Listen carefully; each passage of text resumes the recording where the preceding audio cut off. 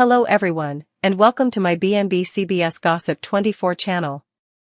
The room sounded to shrink around them, every sound fading except the pulsing meter of Beth's voice and the pounding of Steffi's heart as the secret that had been spoiling in the murk was eventually unleashed. Steffi, formerly on edge from the sophisticated twists of her life, felt her knees weaken, her hands clinging at the edge of the settee as if it could anchor her to reality, as Beth's concession revealed out like a cascade she couldn't hold back. The verity slicing through her such like shards of glass. There's commodity you need to know, commodity I've kept from you, and I see ain't presently, and also, like a lemon detonating in slow stir. Beth revealed the secret, the words tumbling out in a rush of emotion, gashes welling in her eyes as she admitted, in a pulsing tale, the unconceivable verity, the disclosure that no bone, least of all Steffi, was prepared for. Steffi's face went pale, the color draining as if life itself had been smelled from her body, her mind racing and stuttering over the insolvable counter-accusations of what she was hearing. Shock turned to unbelief, unbelief to horror, and horror to a grief so raw and consuming that she felt it claw at her casket, hanging to shatter her entirely. Her fritters, stiff and pulsing, touched her lips as if to silence the laugh that hovered to escape. But the weight of Beth's concession pressed down harder than any restraint she could muster. Beth, seeing the desolation she had wrought, reached out artificially, her voice jiggling, repentant, hopeless. I know I wanted to hurt you, I just couldn't keep it from you presently, I'm so sorry, but Steffi, in her twisting storm of remorse and heartache, could slightly reuse the words. All she could feel was the sting of treason. The searing pain of realizing that someone she trusted so implicitly had held back a verity that now readdressed everything she allowed she knew.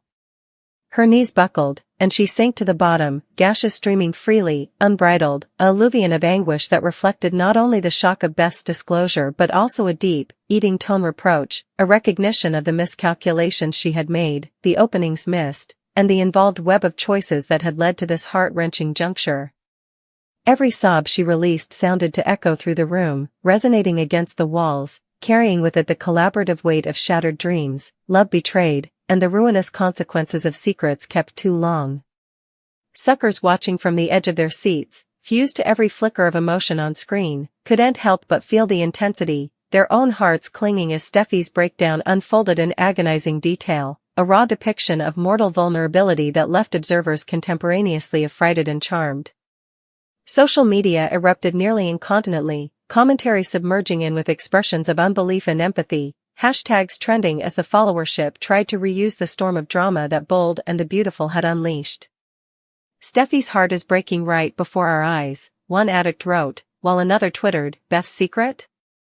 I cannot my heart.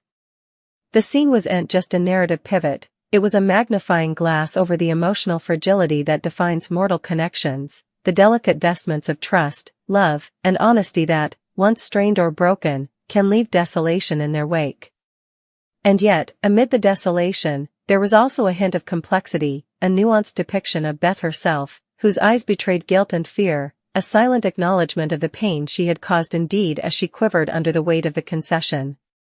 The pressure between them was palpable. Steffi, overwhelmed by grief and confusion, and Beth, battling guilt and the fear of rejection. Their participated history and intertwined lives amplifying every emotion, every gash, every word spoken or left unsaid.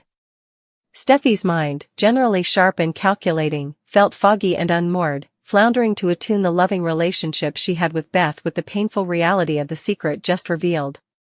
Memories, formerly sweet and comforting, now twisted into painful monuments of what could have been, of moments that might have been different if honesty had prevailed sooner.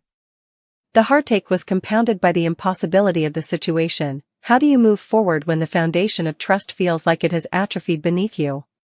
Yet, despite the inviting despair, there was a raw, mortal verity in the scene, the ineluctability of emotional collision, the necessary battle with trueness long buried, and the suffocating, yet strangely sanctification, release of pain through gashes. As Steffi's heartbreaks filled the room, Beth's own gashes began to fall further freely, creating a participated geography of anguish, a painful yet intimate recognition that indeed in treason, there's vulnerability, indeed in desolation, there's the possibility of understanding. The camera dallied, landing every shudder, every twitch of the face, every jouncing breath, emphasizing the profound mortal experience of grief, guilt, and emotional overwhelm. For Steffy, the secret wasn't simply a disclosure, it was a glass reflecting her own fears, miscalculations, and the consequences of the life she had led, leaving her shattered and questioning everything she allowed she knew. For Beth, it was an acknowledgement that honesty, no matter how painful, carries its own burden, its own responsibility, and its own eventuality for connection and mending.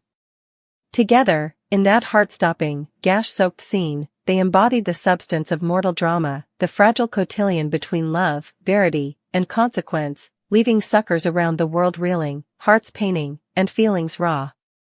The scene at B&B shop, generally a place of routine relations, had converted into a gauntlet of emotional disclosure, every mount, every regard, every breath laden with significance, a testament to the narrative power of precisely drafted drama. The air felt electric, charged with pressure and grief, as the fallout of Beth's concession gurgled outward, touching not just Steffy and Beth, but the entire plot and the followership, who were now united in collaborative shock and emotional catharsis. Suckers suspected endlessly, assaying every nuance of facial expression, every word spoken, and every implicit ripple effect for unborn occurrences. The emotional intensity was compounded by the authenticity of the performances, the credible depiction of heartache, remorse, and the complex interplay of mortal feelings that left no room for simple judgments or easy comfort. Steffy's gashes were a visible incarnation of the internal storm raging inside her, a storm of guilt, anguish, wrathfulness, and an paining craving for a reality that could no longer live. Beth's disclosure, though ruinous, carried with it the possibility of growth, conciliation, or indeed farther heartache, a delicate narrative pressure that kept observers concentrated, unfit to turn down from the unfolding drama. Every gesture, every pause, every shudder of the lip, and every gash streaming down Steffy's face came a language of emotional verity, conveying further than words ever could, allowing observers to feel the depth of treason, the weight of remorse, and the fragile stopgap that honesty might ultimately lead to mending. The scene underlined the core of B&B's dramatic genius, the capability to take a single moment, a concession, a secret, a sincere reason, and expand it into an emotional macrocosm where every bystander becomes a party, every gash a participated experience, and every wrestle a collaborative response to mortal frailty.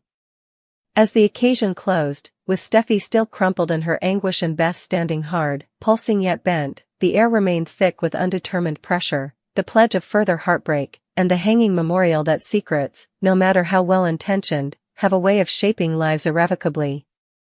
Suckers, meanwhile, continued to anatomize the occasion, their social feeds overflowing with emotional responses, prognostications, and conversations about fidelity, trust, and the ineluctable consequences of buried trueness.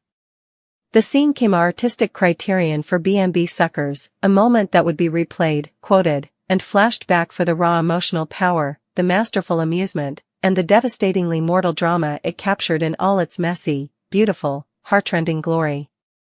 And indeed, as Steffy wiped her gashes and tried to recapture countenance, the echo of Beth's concession dallied, an endless scar on the heart of the characters and the followership likewise, a memorial that in the world of love, family, and secrets, every disclosure carries the weight of worlds, and every gash tells a story of loss, remorse, and the unyielding complexity of mortal emotion. And yet, indeed, as Steffy sat there, pulsing, her gashes sculpturing silent gutters down her cheeks, the room sounded to palpitate with a nearly palpable energy, as though the walls themselves absorbed the weight of the secret, the veritably air thickened with the unsaid words, the stifled breaths, and the moping echoes of treason and love intertwined, a suffocating blend that left every whim-whams raw and every allowed jagged. She could feel her casket strain, her twinkle a grim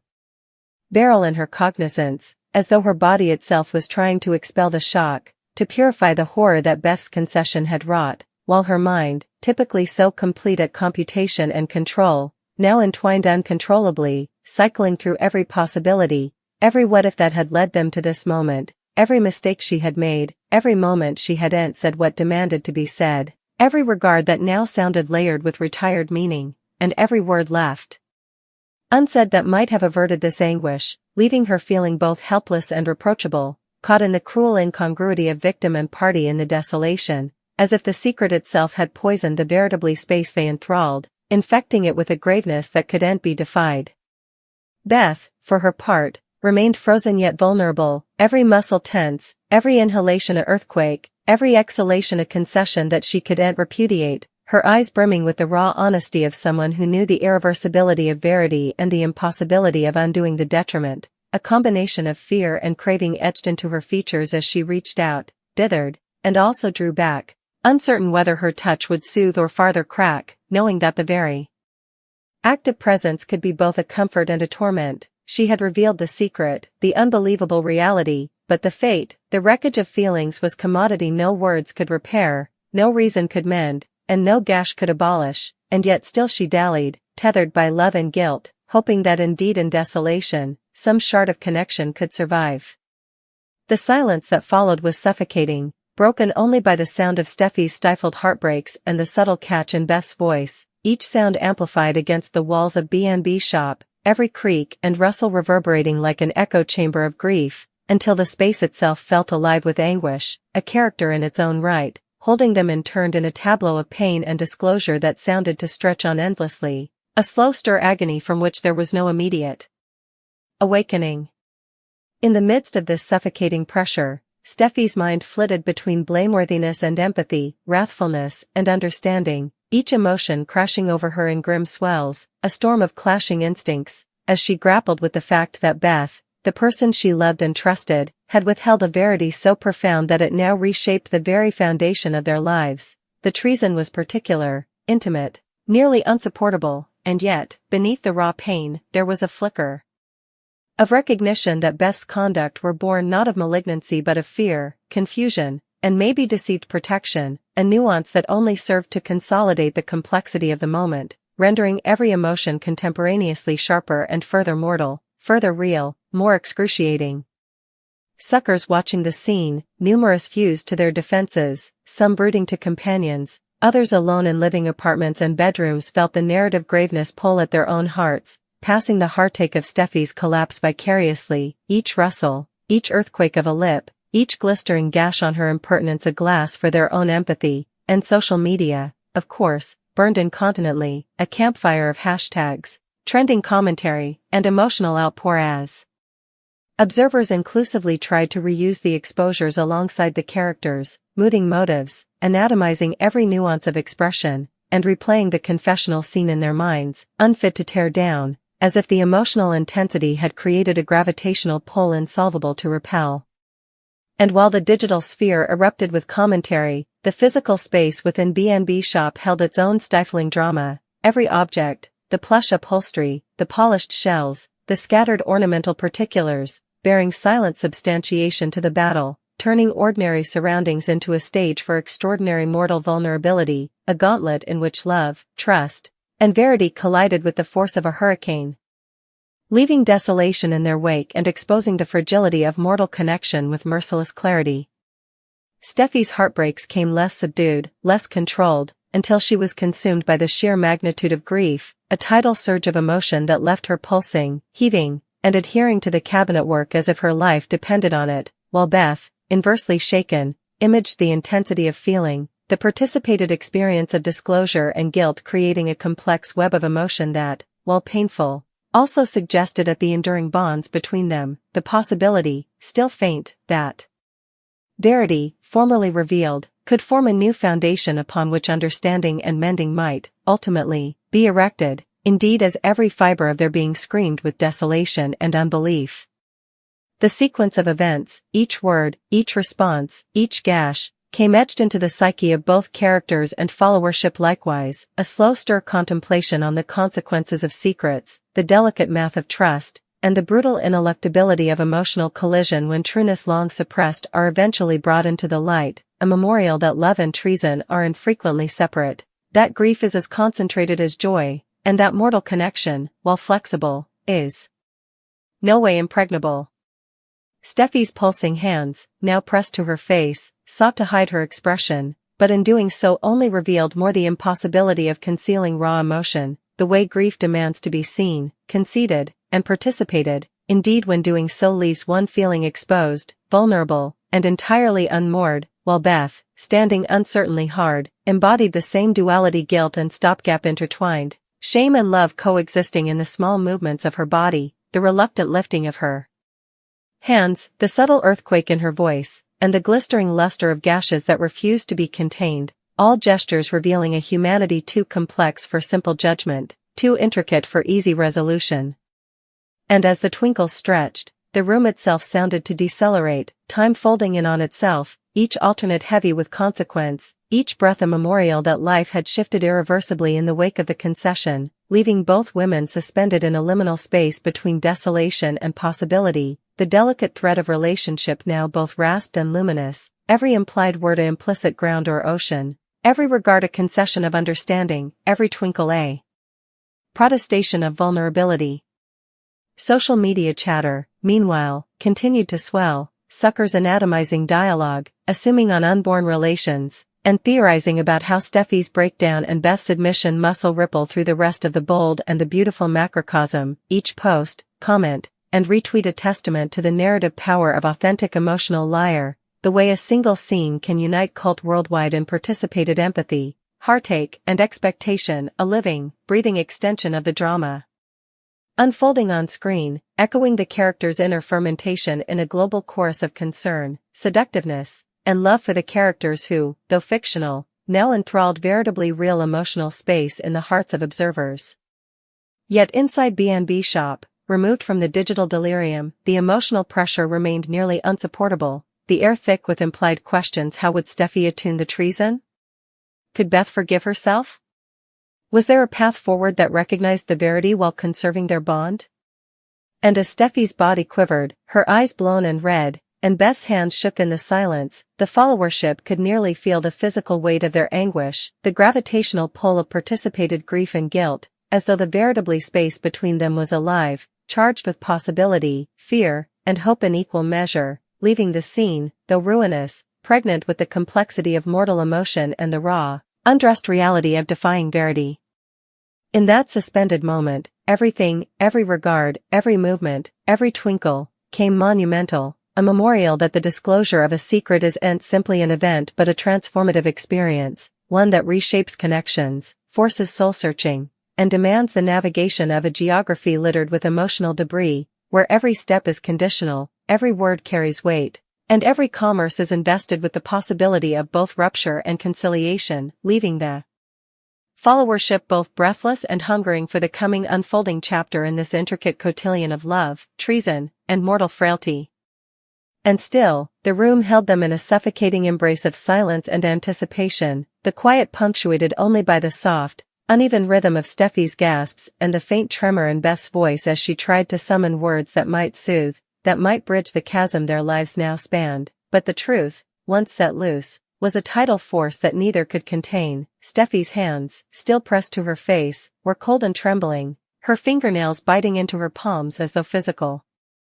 sensation could anchor her to some semblance of control in a reality that now felt like a shifting desert under her feet, while her mind raced faster than her heart, replaying every scene, every conversation, every decision that had led to this cataclysmic moment, searching desperately for a thread of understanding, a shard of forgiveness, a pathway back to the life she had once known, though she sensed intuitively that nothing could be the same again.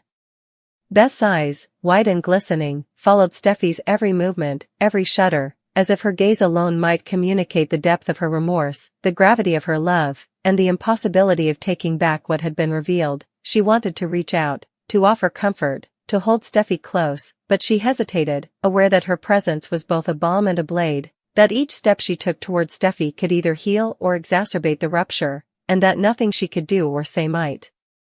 undo the damage wrought by the secret now fully exposed. In that suspended moment, time itself seemed to stretch and compress in impossible ways, the very air vibrating with the weight of human emotion, a tangible pulse of grief, fear, and desperate longing, as though the walls of B&B Shop had absorbed every sigh, every tear, and every unspoken word into their very fibers, turning the familiar surroundings into an arena of psychological and emotional intensity, where every glance, every tremor, and every breath was magnified 1,000-fold. Steffy's sobs began to quiet slightly, not because the anguish had diminished, but because she was beginning to process, in fragmented waves, the enormity of Beth's confession, each word now embedding itself into her consciousness with the subtlety of a scalpel, cutting away illusions and leaving raw, exposed understanding in their place, and yet, even in this fragile processing, anger surged alongside sorrow.